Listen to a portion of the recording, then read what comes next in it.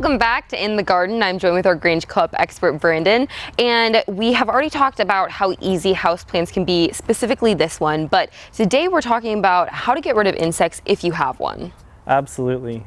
As any houseplant owner knows, if one of your plants gets it, most of the time all of your plants are going to end up getting it. It's a nasty thing, and it happens to everybody.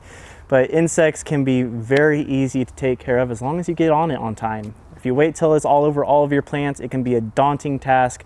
But if you can get it while it's just starting, maybe on a new plant that you brought in or something like that, it's very easy to maintain and get a hold of. Perfect. So if we were looking through, this house plant, what would we be wanting to look for? One of the number one things you would want to look for, first and foremost, would be aphids.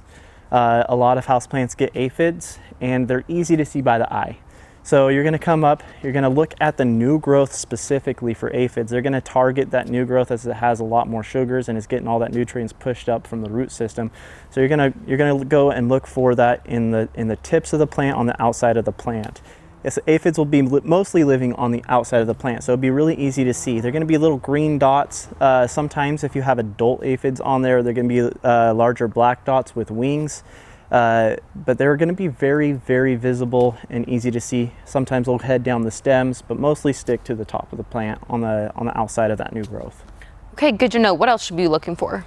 Spider mites is another one. Spider mites are a lot harder to see with the naked eye, but one of the tall tale signs of spider mites is going to be webbing. You want to look for those micro webs, the really tiny webs, and they're going to hide out in the crevices of the plants, kind of down in here. But the insect themselves will most likely be living on the bottom side of the leaves.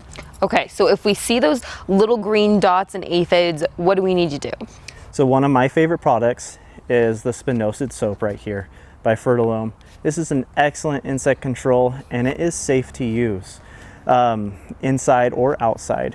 And you'll just grab this and you'll spritz it down all the way around the outside. But you also want to make sure that you get up underneath those leaves, as that's where those insects are living. Get down and as deep as possible in with that plant as you can. If that means grabbing all these little trailing parts and pulling them out one by one, getting in there and spraying it that way.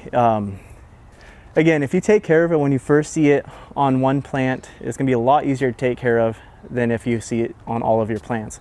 So when you bring a new plant home, it's always safe to say, go ahead and grab a bottle of this, spray it down, and before you put it out with your other plants. That way you don't have any issues. Perfect. All right, Brandon. Well, thank you so much for joining us in the garden and telling us how to get rid of these insects in our house plants. Thanks for joining us. We'll see you next time.